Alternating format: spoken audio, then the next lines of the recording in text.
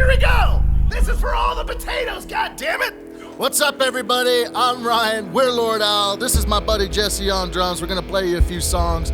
We're in the beautiful studio, One Man Clan Productions, with Backhouse Productions putting this on, Kier Media helping us do everything, and Bruxa as well. We got big thanks because we're gonna put on a hell of a little mini show for you. So we got coming up first, Whiskey on the Mountain. Check it out.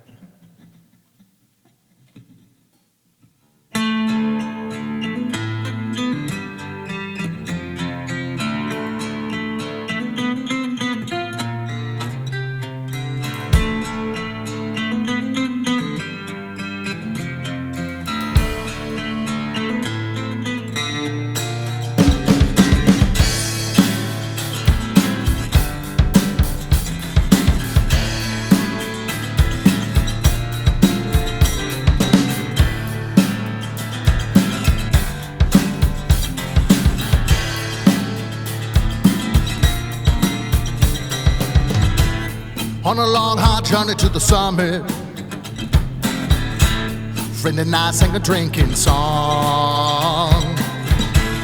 It took our minds up the path ahead, made us feel like we were halfway home. Feeling once on a summer wind, with the slightest hint of rain.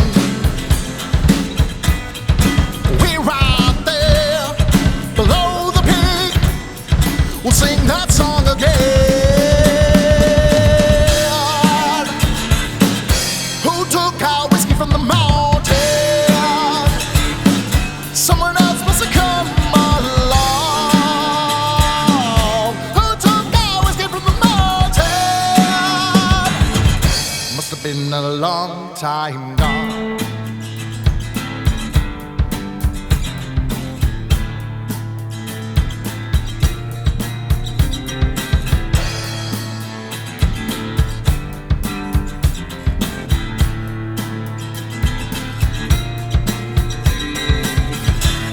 On our way back down from the summit, we found that bottle shining golden and brown. But there it lay, dashed upon the rocks below. We knew that we were halfway home. Now once on a summer wind,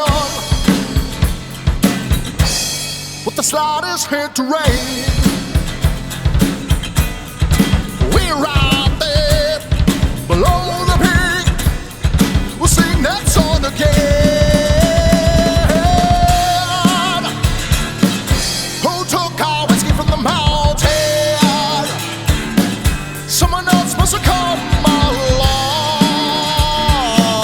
Who took our whiskey from the mountain? Must have been a long time gone.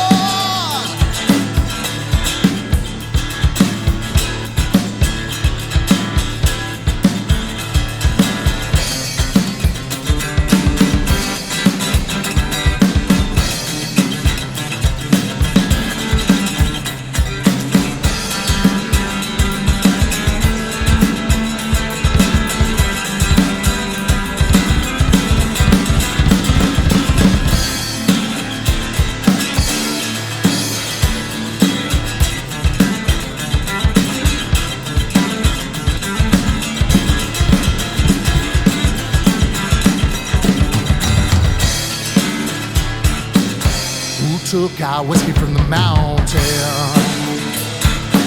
Someone else must have come along. Who took our whiskey from the mountain? Must have been a long time gone. Who took our whiskey from the mountain? Someone else must have come along. Who took our whiskey from the mountain? Been a long time gone.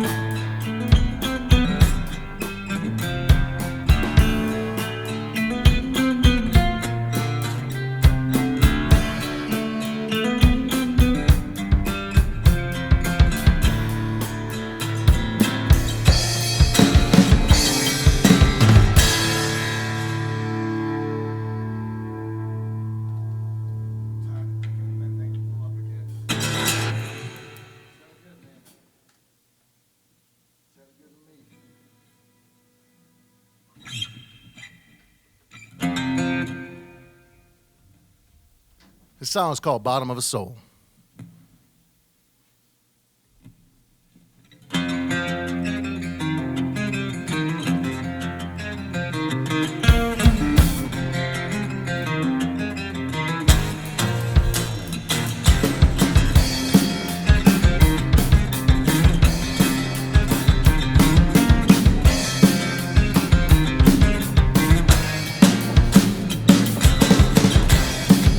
Top of the mountain, at the bottom of a soul. That's where I've seen how deep you gotta go. The more vivid the passage, the more I understand. It takes more than flesh and bone to make a man. On the onset of panic, where we spend most of the time, where there's no guide to give us some reason or any rhyme. That's when I look ever deeper into the bottom of a soul. That's where I've seen how deep you gotta go. Yeah, that's all I gotta say that kills us.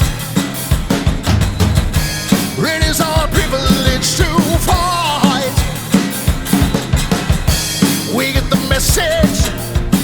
We can't take any more. We can at least weather the storm.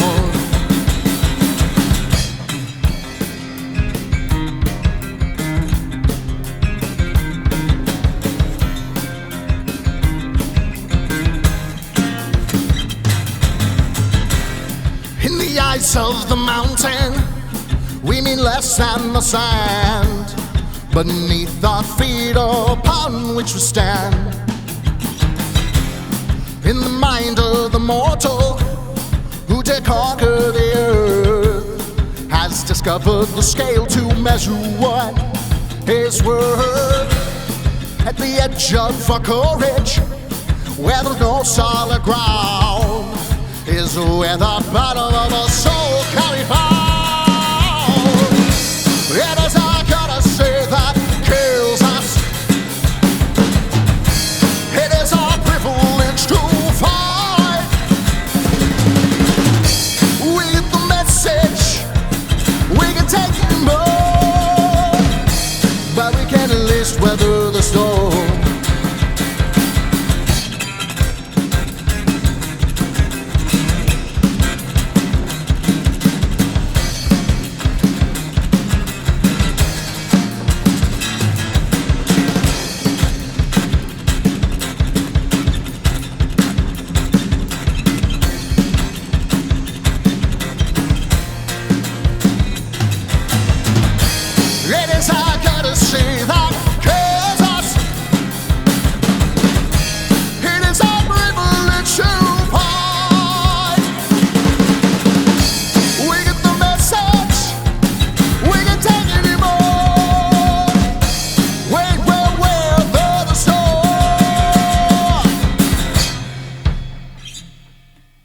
This last one's called Dead Till Dawn.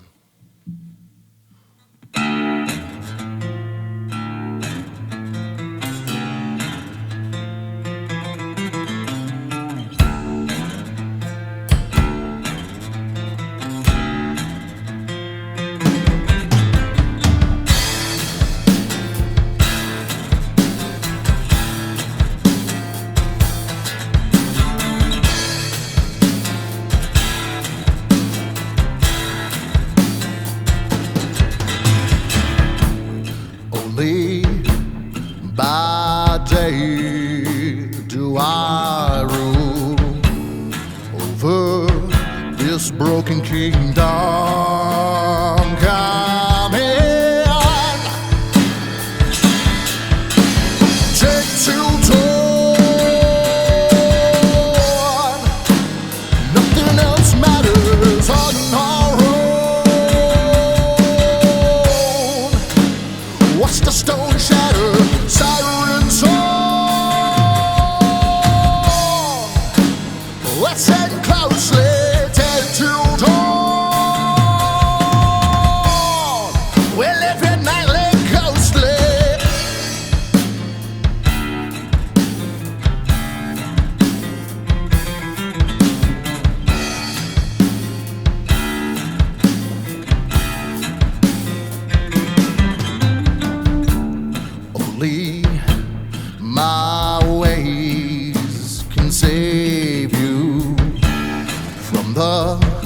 inevitable night falling. Take till dawn, nothing else matters on our own. Once the storm shatters, tyrant soul, listen closer, take till dawn. We live at night, let closely.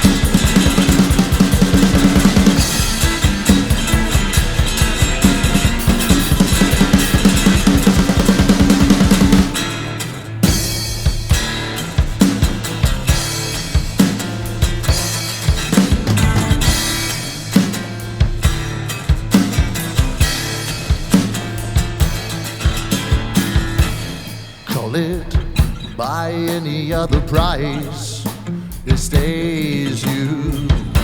But now with the noble right, it's all new.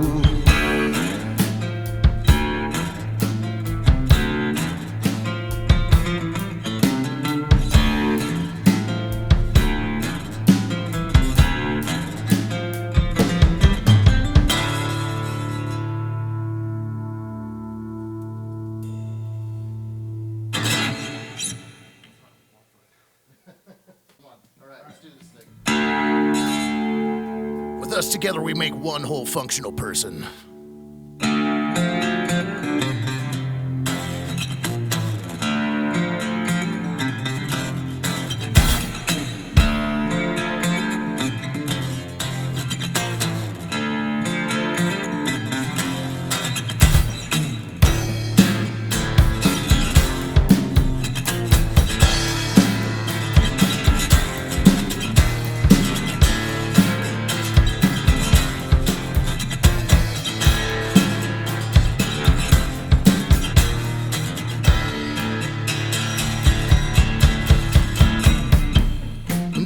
Watchful light,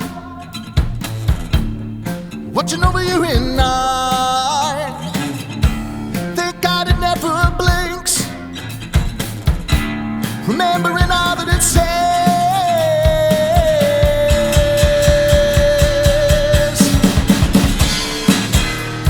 Sees everything,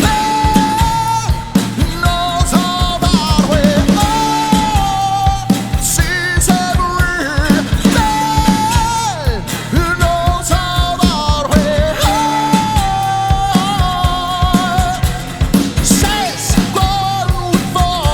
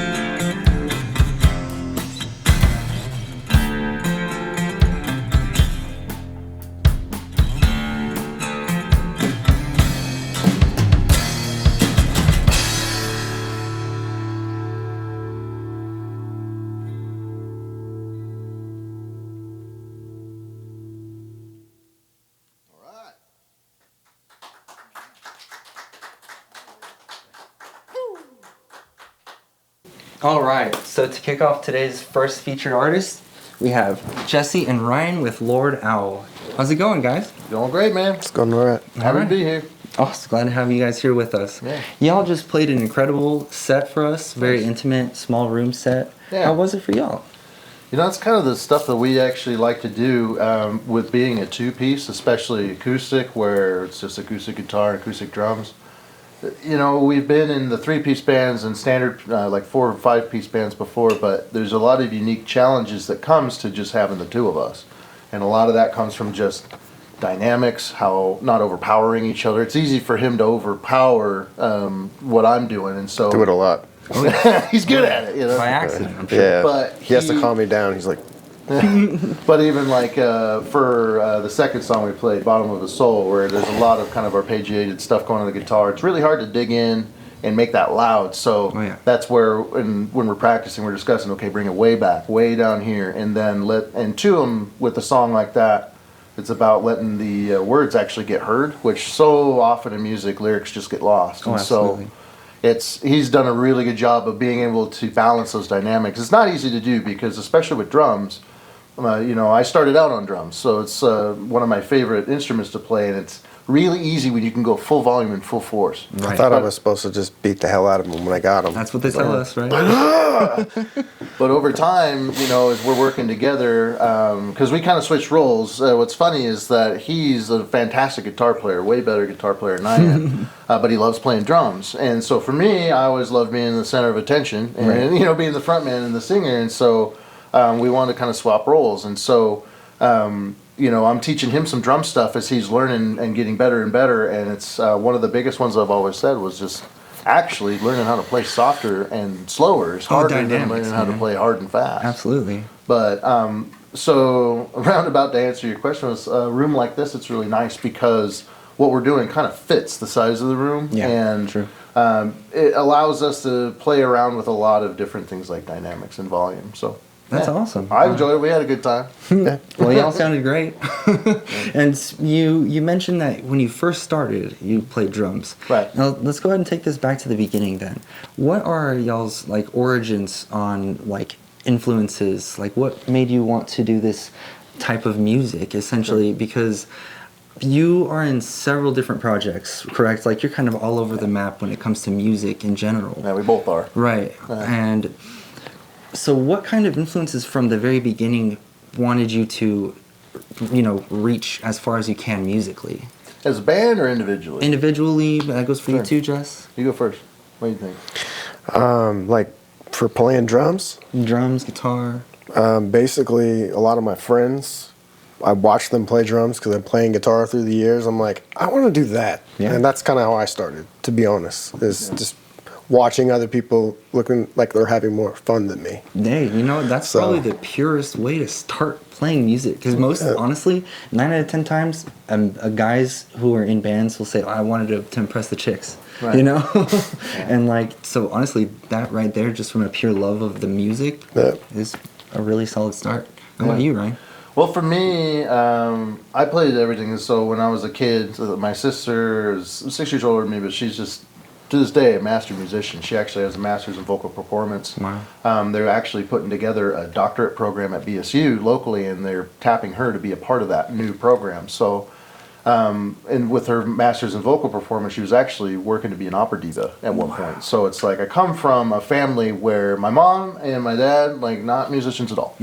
But my sister was always a big role model for me of like, oh, this is what you can do if you really work at it. Yeah. So I grew up, whatever she did, I did. So she played piano, I played piano. She picked up clarinet, I picked up clarinet. You know, I just kind of, two of them getting hand-me-downs. It's like, No, well, here's the piano, go ahead and play it. We'll get you lessons too.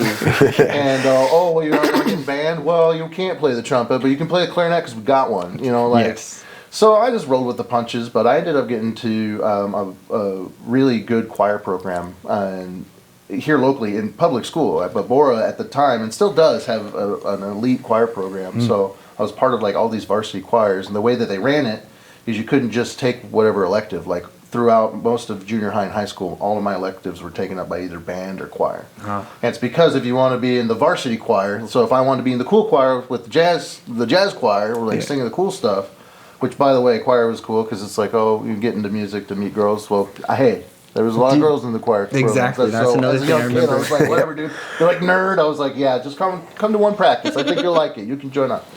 But so it was just a very big part of my growing up. It was a huge part of my life. And Dude, that's like the dudes that hold up the chicks, the cheerleaders. Mm-hmm. Yeah. Like, Oh, you're, geez. you're it's like, actually, I just had sex with her. Craziness. So it's growing up like that and having just a ton of exposure to that, but also having to do a lot of extra work just to do the varsity stuff that I wanted to do was nice. But realistically, when we went to college is when her path and my paths changed, and we went two kind of separate ways. She went down the full-on, I'm going to become a choral director, going to get my master's in vocal performance, try out to be a diva. And I was just rock and roll. I was just like, man, I want to play drums. And so when I was like 15 is when I saw a guy playing drums on some video, and I was like, wait a minute. And same thing, I was like, that looks super fun. Right. And then I'm a good musician, and it turns out I got good rhythm, and so it was always the same thing. My parents were like, you can start with the snare drum and play the concert snare. I was like, this is not what I want, but I did my dues, I paid my time, and I did it for like 6 months, and they bought me a kit. And then from then on, it was just like, it was just all out. Matter of fact, he's playing the kit that I originally got when I was like 16 for like $1,200 with my own money. And it was a pretty decent kit, and every recording that I've done so far professionally has all like that kit has made it into those recordings. Turned into a workhorse. But for me, it was always I was playing drums, I was doing well with it. But really, what happened is right out the gate when I was like 18, and I was just on the scene with stuff because I did a little bit of like kind of local touring, kind of just around Idaho with a ska band as their drummer. But then I ended up answering the call for a vocal position for a metal band because nobody could really find vocalists. Was that with the Reptilians? So the Reptilians came much, much later. Okay. But this one, at the time, it was called Mark of Cain, but it like changed. Oh, that sounds so familiar. Yeah, we did a little bit. But I was like... That's a local band? Yeah, it was Okay. forever ago. It was like, man, when I was 18. Legitimately, I think I've heard somebody talking about them at the Shredder like a few years ago. Yeah, we used to... Well, the thing is, I'm this Crazy. young kid, and all the other band members are much older than me. Right. But they're like, we need a singer. And then I show up, and they're like, well, we've tried out a lot of singers. And then I show up like, whoa! And they're like, wait, you can actually sing? What the That's shit? dope. Okay. And then I was like, yeah, you sing real good. And then they ended up, and I got all this confidence now, being a young comedian. I'm in a metal band with these older guys that all got like pro level gear. Like up until then, it'd been like whatever Guitar Center special your buddy had. Absolutely. And now it's like, that was the first time I see a full stack, and they had a full on PA rack with racks and like a mixer. And what was cool is we still practice at the Boise Bomb Shelter, but it used to be back in the day, they didn't have all the rooms in the upstairs, and it used to be open. Like when it was the bomb shelter, it was the common area, and there was like a cafeteria and all this stuff. Well, the room that we rented at the bomb shelter at the time was a cubicle that we were supposed to play in. It was tiny; we wouldn't have fit in there, but nobody was ever there, so we would just wheel our stuff out into the center of this thing, and it looked like an MTV music video. So I think I'm hitting it and doing well. But it gave me an opportunity to really show as a vocalist like a lot of range and a lot of dynamics. And I was throwing a lot of, at the time I was super into Iron Maiden, so I was like doing like Iron Maiden like falsetto voices. And so even though we weren't really all that great as a band, we were tight. We spent a lot of time practicing, and then I was able to kind of show like a little bit extra where it's like, look at this vocalist. Right. And so ended up working really hard, getting into another band that actually did quite a bit of regional touring. That was Fault Paradox. Yes. And when I was with Fault Paradox is the first time I met the Reptilians because we toured with them. Oh, yeah. And then, so Bob, still a good buddy of mine to this day, Awesome. he tapped me at one point to do some vocals for him. I was like, dude, let's rock and roll. So it's always been this thing. But then what ended up happening is that I took a break from Fault Paradox because just kind of goals weren't really getting met. Like we weren't all really goal aligned at the time, and so I was ready to go. I'm like, I'm in my prime. I want to play music, and so I ended up just. I actually took it. It sounds goofy, but from the movie Rockstar with Marky Mark. Oh yeah. At the end, there's a part where he's not in the big band Steel Dragon anymore. Now he's just a dude with a guitar on his back, and he's playing acoustic gig at some coffee shop. And I remember watching that as a musician and be like, actually, it doesn't sound so bad. I bet he's getting paid and he doesn't have to deal with all the bullshit. And so I literally went out, picked up an acoustic guitar because I learned it when I was a kid, and I'm a guitar player too. A lot of the Fault Paradox riffs are actually, many of them are my riffs. What did you write them on an acoustic? On electric. Well, a lot of riffs comes from acoustic because I always have one laying around. Sure, yeah. Basically, it evolved into a thing where I was going out and on my own. I got a promoter, and she was doing really well. Susan Buck, she did 57 Heavy as well. She was their promoter. So she would book shows for me, and I would go fly out or go wherever I needed to go, and I would play the shows and get paid. And I was like, oh, I'm not sharing them. So you money. went anywhere that she would book you, essentially. Yeah, that's awesome. And so it came down to Jesse and I had been boys for a long time, but then we at that point we had worked together a couple of times. We had been in a band called the Anthem of the Enemy, which was a lot of fun for a while. And I was like, look, I'm doing this acoustic thing, and I just kind of want a backup drummer. That's all I'm looking for. I'm not really looking for a bass player. I'm not looking for anything else. I just want, because I was like, I want zero drama, and you're the only person who ever gives me that. So we ended up just kind of getting it together. Next thing I know, I'm teaching him all the songs that I had written, and now we're writing new ones. And it's like, we ended up, this evolved at one point. We got a bass player, and then we kind of did a heavy version of it, but then that ended up not working out. We just went back to what we were like, okay, well, that didn't work. So let's go back to what was working. And where this is just about us hanging out and having a good time, but getting to showcase what we do. Right, no, absolutely. And honestly, that kind of brings me to my next point, which is your integration with the Boise music scene happened so early. What all have you seen the changes that bands have come and gone? Like, what trends have you noticed that makes a Boise band more than just a local band? Because I'm aware that you specifically have a problem with the term local bands. Well, we were actually, as we were all just kind of breaking down and discussing earlier, having various things of that, and I think that something that's really important to us is that I always have the saying, Mom always said, if you're good at something, don't do it for free. And so, realistically, what we're doing here, I mean, we're in a wonderful studio with just a lot of gear. This stuff isn't free. No. And we're here with someone who is a legitimate expert, who's spent time doing actual formal schooling for all this. And Jesse here has similar schooling, and I have experience working production. And, so we're all like seasoned musicians and seasoned professionals. Correct. And I mean, you see when we show up, we have our gear sorted, we know how to break down, we don't spend too much time on stage afterwards. Right. Like, there are things that make a musician a professional that doesn't have anything to do with talent. It has to do with having dedication, doing the work, and having the knowledge and the know-how to do it the right way. Because you have people show up with janky gear, or they just don't have their poop in the group. Like, they're just, it's chaos, and it can ruin an experience. But if you're working with several bands, promoters, and venues that all have their stuff together, then it's a lot of fun. And then the music magic happens. And that's what we all signed up for this in the first place. But the big thing with local bands is that it's a moniker that I feel really denigrates what people are trying to do, because like there's all these stories of like the country guy, I forget his name, who he just randomly came up with the song, recorded it, and then next thing you know, his first show was Madison Square Garden. Point being is that you have, and he was some dude working at an equipment dealership. I work at an equipment dealership. I can sing my fucking brains off. It's just about getting a video like this in front of the right person. That's all it is. Yes. That's the difference on now I'm a professional musician. That doesn't make any sense. Right. So if I still play here, I'm still local. And so what happened was, specifically speaking to the Boise music scene, we were just talking about this. When I first started and I was 18, there was like 6 or 7 of these local bands who started playing for free all the time. And then what happened is, at first it wasn't that big of a deal. But all of a sudden, you're not able to get the same shows anymore. Now that same venue is like, oh no, they just play these like same 6 bands on rotation because they don't have to pay them. And it became a real problem to where there was only a real handful of venues that would pay you, and none of them were in Boise. They were all in Payette and Nampa, and you had to drive to go get paid. And it's not like you're looking for a fortune. Nobody's greedy about this. We're not looking for thousands of dollars. We're looking for just a little bit of, time. Because I always like the saying, a musician's someone who puts, $2,000, it's called like $10,000 worth of gear into a $5,000 car to drive, 80 miles to a venue to get paid fucking $20. Yeah, like a $20 gig. That's been our experience.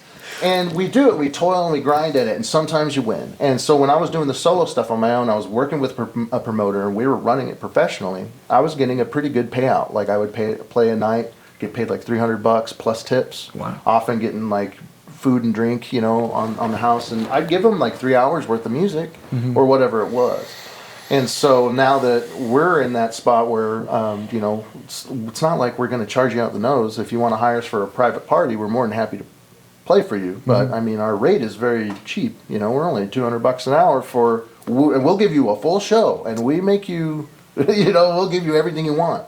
And so that's a great rate for any sort of legitimately is $200 for a solid musician set is practically unheard of in the working musician's realm. Yeah. So it's like, and I need that to be pretty clear. It's like, we're not being pretentious or facetious in the slightest. It's really about like, look, we're totally reasonable. We genuinely love this, but we don't want to do it for free. No, I know a solo artist who's been doing it for years and years and years, and they are still relatively cheap, but they charge at minimum $400 an hour. Yeah. So like legitimately $200 is crazy cheap. Well, and two, what is that? What is the value proposition? Because it is ultimately what we're trying to do is be a professional, is treat it like a business. So if we're getting paid, what are you getting? What is the product? And it's going to be flat out, we're here to entertain you, not just show up, phone it in, play a few songs and call it quits.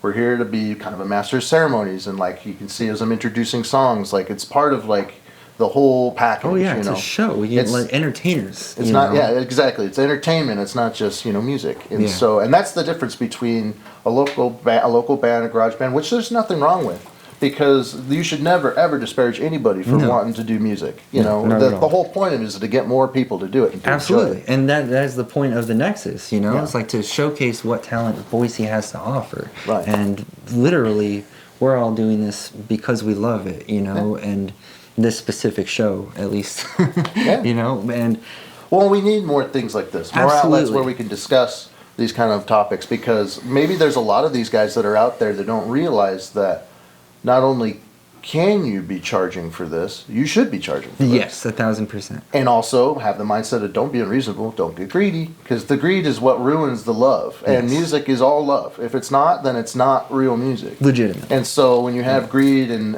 the kind of people that become vampires to all this, I mean, all it does is poison our entire community. Sucks the soul out of it. What you're saying with Nexus is really just trying to highlight the community and let everybody know that you're not alone in this. Exactly. We're all in this together in some capacity. And two, what we were discussing kind of behind the scenes is it's all networking. 1,000%. It's all who you know, and having the right connection to be hooked up for the right opportunity. Yes. Because it's not about being handed anything. We're not asking for a handout. We're not asking for free shows, and we're not asking for a gob of money. What we're asking for is to be offered the opportunity. Show up, show you what we can do, and we guarantee you'll be entertained by the end of it. And I think that's a way to build a community and all that. But ultimately, the only change will ever come from us working together. 1,000%. And everybody getting goal aligned on, hey, we need to get paid for our services. And if we build a community that is built around that economy of commerce,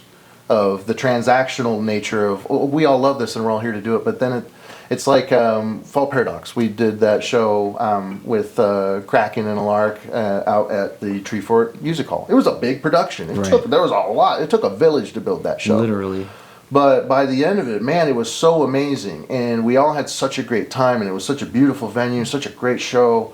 And it was an opportunity for us to work with our buddies in Karen Comes Killing and Basement and Black Marrow, who we would been playing with forever. Right. It was just a big celebration of the music scene, and it was for the fans. Yes. It was all for the fans. We threw everything into it, but it was really, really rewarding to me at the end of the night when the promoter goes, "Here you go, here's your cut." Dope. And then I was handed a check, and then I got to go and say, "All right, boys, we agreed. We're splitting it down the middle." It's the greatest feeling, like, And legitimately. you know, it wasn't a ton. It's not like we got rich off of it, but it was really nice to be able to go. Thank you for your services, and we'll do it again. Literally, You know? just the action of being handed a check, whether it has $20 or $2,000. Oh, I kept it. I kept it. I thought about framing it. Yeah, see, I it was shoots like- off those dopamine, you know? And it's like, oh, this You is know. nice. And so that's what we want. It's we want everybody to build a community that's lucrative for everybody involved. And ultimately, I think one of the real challenges that we've seen, especially since COVID, is that the music scene is hard to want to go out and be a part of Absolutely. anymore. And so, you know, here locally, Boise has always had a very unique demographic in that we have people who come from all over. Truly. But then it goes back to what the original part of the question: why do I have a problem with the term local? Well, what makes me local? You know, Yeah. if I go to Portland, I go to Seattle, I go to Salt Lake, and I play the shows that I played. And then you're not a Then I was local. not local. Now I can get paid. I was like, great. So what about my hometown? Because Boise has a thriving music scene with great venues and tons of people. 1,000%. You know, so that's kind of how we feel about it. And that's why I don't have a real problem with the term local. I just wish that we could change what that means. The in connotation, subtext. right, yeah, see- Let's change the subtext of that to be local musicians should actually be celebrated because we're the lifeblood of this. Fully agree. And I guarantee if you're coming from out of town, we love having acts come from all over. I mean, like, we were bummed because we just missed Russian Circles and Pelican, and we were like, no! I'm pissed I missed that myself. I was like, what? Wasn't that on a Tuesday? It was something crazy like Well, that. I didn't even yeah. know. Yeah. I told my wife about it. She was like, "Oh no, seriously?" I was like, "Oh." But I was really mad point about is, that. is like the musicians. We're the ones who are out there being the patrons of these shows. We're the biggest fans. Yeah. But you know, like I got an opportunity to open for Travis Larson, who's a great NAMM artist, and I was just floored. I was totally honored to be a part of that, and it was really, really humbling to be like, "Oh, I have to bring my A game for this guy." For sure. You know, I'm on my own. Jesse ended up having to do something, so I was just doing the acoustic set with just my guitar and me singing. And it was his pro audio touring setup that he brought, and it was just this whole moment. I was like, "Oh, I need to be on The point." spotlight's on you now. Here we go. And I'm making a point of being professional and doing the cable rap that you were like, "Hey, thank you for rapping the cable There that you way." go. Like the little stuff you learned along the way, just being like, "Oh no, I'm going to make I don't want to be another local. I want you to be like, hey, thanks so much for being a part of this." And you know, I'm honored to open for you, and it ended up being a great show. That's the kind of stuff, but it takes effort, it takes thoughtfulness and mindfulness, and it takes a lot of community.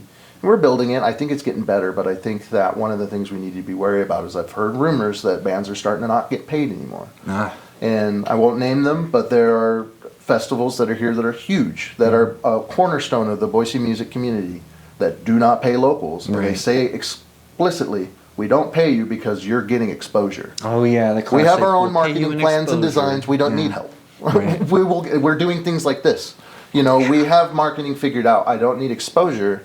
It's not, again, like we're acting like we need to get rich off Right. playing a festival slot, but it's like, it would be nice to at least get something that instead of Literally. being like, here's some bottled water, here's some beer in a cooler, and Yeah. there's a hoagie waiting for you over there. And It's go like, out and this play is your not, hearts out for that. You no, know, that- like- that's not appropriate. Yeah. It's, you know, could we be compensated for our time? Because we're bringing thousands and thousands and thousands of hours of dedication, Literally. thoughtfulness, and practice, careful practice. Mm-hmm. You know, just for this today, to play 3 songs for y'all, how many practices did we dedicate to that?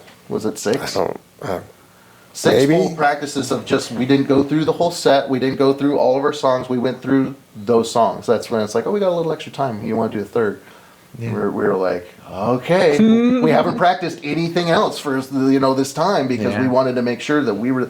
So what I'm saying is those thousands of hours worth of practice. You know, my guitar was not cheap because it is a professional level guitar. Let me I tell you, saved that for Taylor- years to be able to afford that guitar, and I love it. That Taylor's sweet, man. Let me tell And you. I don't. It doesn't stay in the band space. It comes home with me every night. believe Like it. I sleep next to it. Like, but to have that pro level gear, I made a significant investment. And drums. Oh my God! If you're a drummer, I mean, you just spend all your money on drums. That's all you gotta do. It's all cymbals, sticks, heads. They all break. Forget the They're designed- hardware. Cymbals, You know, like, cymbals is the worst. Cymbals. I believe it. It's But just so- breaking them all the time. And then the effort, getting down there, being professional, being on time, knowing your set list, having yeah. that ready, like all of these elements make a professional musician. And I don't care if you're local or whatever. If you can show me a level of dedication, at least you're trying. Man, you should be up there with the big dogs. You're just as pro as anybody else. Yes. And so what I'm worried about is that Boise will become a place that everybody comes to, but nobody ever gets out of. And so the only way that I think we achieve that is through conversations like this and just attacking around the head. But everybody has to do their part and change their mindset. And when we all get together and we play a show, we go, oh no, we're pros at this. Yes. Let's go get them. Yes, absolutely. And Boise's been, checked in on from various outside sources here and there, but we are really trying to make Boise and the Treasure Valley, just in general, more a part of the national, talking points when it comes to music. Because, we obviously have Seattle, LA, New York, yada yada, but Boise oftentimes is overlooked, just as an Idaho, podunk town, but it's so much more than that. Yeah. Especially these days with all the artists coming in, as you said, there really is a huge variety of genres, flavors, like styles, you name it. Yeah. And where would you like to see the Boise scene go to? And I know you said you don't want people to be trapped here, but where would you see the next logical step for a so-called local artist to go to, from playing local venues to? Right. Well, I think the best thing is having to figure out how you want to do the road. I think that the music industry has changed so fundamentally. True. Not just from COVID, but just from what it used to be. Yes. We're talking about recording singles and releasing them as opposed to doing full-size albums. Yes. We're talking about, instead of doing 12-week tours with, having a day off for each location, in between every 5 locations or so. Those days, I think they work for a lot of musicians, and doing those touring circuits and stuff like that is very good. But now I think that it's about, you can also have the opportunity to market your music in a very digital format, much like this. It's about generating content. It's it's more like a podcast episode, those kind of things, where it's you give everyone something that's digestible, easy to produce, but well produced at its highest level. And so being able to find out what works for you. Are you going to try to record full size albums, and are you releasing them completely digitally? Is usually what you're going to end up doing now. So it's about, for us, we're not about going on 12-week tours. No, Right. We got day jobs, we got to pay bills and stuff like that. And the Weekend Warrior tours. Oh, and I'm old. And we're old. We've been there and done that, bought the T-shirt. Yeah. It's not as much of it's one of my favorite quotes is when people go oh, you've been in a band, touring band? You must have seen a lot of cool shit. Yay. It's the cool shit that I've seen is 4 pictures, and one's a shitty with a gas station bathroom. The other one's a Motel 6, and And the gas station food. and the gas station food. And tourist traps, I'm sure. Yeah, so, and then just an open field with a cow in it, it's just, and it was fun, it was really great, and I don't disparage it, because it can be a lot of fun, but I think that the days of having to do that being your only outlet, the only way that you're going to be successful as a musician, I think those days are pretty well over. Right. Because now you have opportunities to do what we're trying to do, kind of micro-market yourself, try to bite off small little chunks, and go and playing kind of regionally like I did before. Play in Seattle, play in Portland, within striking distance. You can do it. You can do it cost effectively. You can hit those markets in a predictable pattern and so you're making sure you're getting proper market penetration, things like that. You're not just playing Seattle once every 2 years and calling it good. You're when was the last time we were there? How can we most effectively, So just keeping track of everything that you're doing as a band, just kind of keep set a goal, hit that goal, then see what you can do next, kind of a deal. Just kind of level up as you go. Yeah. Well, I think that realistically we could get in the weeds about this because there's so many. I wish we could. We do not have time. I know, and I don't want to do that. I got to be mindful of everyone's time. So prefacing it that way is we could talk about. I would love to have follow-up conversations with you about it later on. I think we should have if we could put a long form thing together, that'd be so much fun. Yes. Because we could just talk about it for days. But to try to compartmentalize it and not gloss over it, but take a look at it from maybe a 10,000 foot view. What I would like, to be very clear, what I would like for musicians to do to not be caught in that local trap, to not get caught in Boise, and to utilize Boise's wonderful music scene for what it is, and to properly utilize the people, the tools, the networking, and all that are at your disposal. What I think we have to do is, and this is advice to anybody who's getting started or wants to or cares what the fuck I have to say about it, is you have to change your mind. You've heard me say it's all about perspective. It's about mindset. We have to remember that we do this for love. We do this because we love music, and we have to change our mindset into a more collaborative area to where you're more willing to work together with others, and you're willing to capitulate on some of others' needs. But it also means that you have to recognize that you don't want to get stuck here. That you're not just wanting to be at the garage band level where you do this for fun and that's all it needs to be. Great, but if you want to step it up to the next level, it comes down to having responsibility and understanding that you have a responsibility to be a professional. You have a responsibility to learn how to be a professional, all those little tips and tricks. Oh, yeah. Go work for a venue. Go volunteer at the Boise Rock School. Do things that get you into the industry. Get your name out there. That's how I essentially injected myself. I volunteered at the Boise Hive, and here I am now. And then you also have to you have to identify, and you have to put a line in the sand of what you decide is your threshold for what you want to accept. If you're going to play for free, I'm basically making it out loud for everyone to say. It's like there's going to be lots of times we're not getting paid for this. It's because we're doing something else. Literally, but but there's the economy of commerce. What we're talking about. Yeah. There's something going back and forth, and we're working together on it. Yeah. And so with that being said, it's just don't play for free. Make sure that if you are playing for exposure, that you're really utilizing that exposure. Just be mindful of that and understand your responsibility to everyone else as a group, and just play nice. Yeah, and you know what? Yeah, I think that is a good point. Like, even if you are playing for exposure in that very beginning, utilize the leverage of the exposure, right? Yeah. Like, and I think that is a great point. Looking towards the future with local bands and stuff, trying to get them out and utilizing that. And when it comes to the future with the band, Lord Owl here, are there any new tours, new music that y'all are working on? So we were actually just talking about that. Our next step here is we actually have 2 different full albums written. Whoa, okay. One is us very similar to the setup that you saw here today, him playing acoustic drums and me on acoustic guitar singing. And then we also have a full setup where it's live and loud, and it's the plugged version, and I'm playing electric bass with full-on pedal boards, effects, and all that, and he's playing full-scale drums, and it's heavy and it's screaming and everything. So there's like a metal version of it too. Yes, that's all. Has some songs that are played as well, but we also have a full other album of songs there. I get to actually break a sweat with the heavier stuff. So and so we got a lot. We've been working hard to make sure that now we have enough content that we could be doing stuff for a long time. Loaded up. And there's more songs that I've been working on, and we've been working on together that are on the docket that aren't even close to finish yet. So we got just a ton of music, and it's all new, and we're really fucking stoked about it because we're starting to really now find a voice. Before it was Ryan Grattan. Yes. And Ryan Grattan with Jesse Weaver, playing drums. And then it turned into Great Lord Owl for a while, and it's been Lord Owl for a minute, and now it's starting to find its voice. Okay, so that's actually something that I've discussed with a lot of other bands, is that finding your voice, and now you feel like that's taking shape, right? Yeah, I really do. I mean, wouldn't you say it's starting to really kind of come into its own? No. What's funny is when we get out of our bunk beds every day because we're the buddies. What's funny is that we're texting each other. He pulls his phone up. He's about to be like, "Hey, I better text him. See, we're gonna practice." And it's little bubbles, and it's like, "Hey, we jamming?"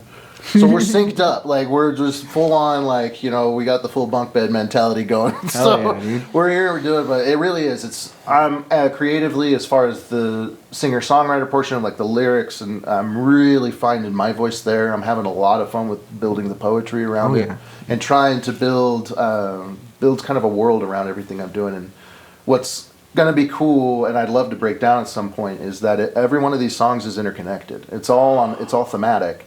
And there's about 3 main themes that we're going through. One is basically the tale of an ancient warrior turned into like a Herculean demigod. Wow. Okay. And one is all about, like, we played you 2 songs today that were about overcoming adversity. And I played them both together because I couldn't help but use a mountain as the absolutely. the image of that.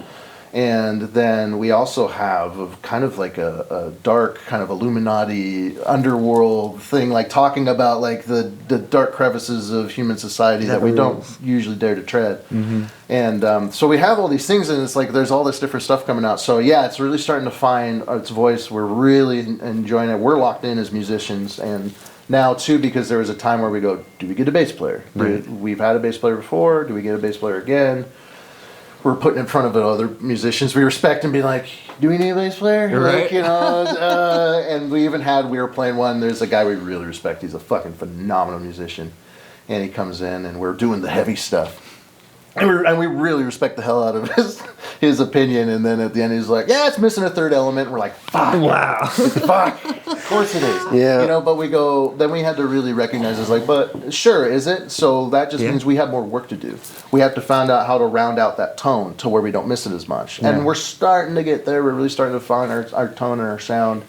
And even to the point where the amp I brought today had a couple little issues with it. I was like, well, I'll just get another one. He's like, no, don't take an untested weapon into battle. Like, we need to get that thing dialed in, and I mean, our sound. And so, we're working back and forth just to be good stewards of the music and stuff. But no, so the next steps for us is getting all that music out.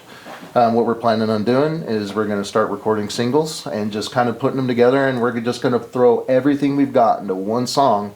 Just record the irrelevant fuck out of it, and just instead of like focusing on a whole album and having to kind of spread our time and our efforts across all of the songs, it's like, well, what if we just got every song right? Wow. Like, we just spent the time What to a do concept, it right? right? And so that's what we're planning on doing now, and then also trying to promote that too. Want to play a lot more specifically locally. It's been a long time since we've been working the circuit here. Oh, okay. So now that we were kind of coming out of hibernation, the winter is over, spring is sprung, and we're coming out of the owl's den, and we're ready to start playing some shows. So anybody's out there, any local musicians, let's band together. Let us know. We're not those kind of guys. We're gonna headline every show. We love helping people out. We love just open and direct support wherever we need to play. So yeah, we're just putting it out there, and we're gonna start booking shows and start recording those, put them together, and then using content like this and really trying to be a lot more active on social media. We spend a lot of time focusing every effort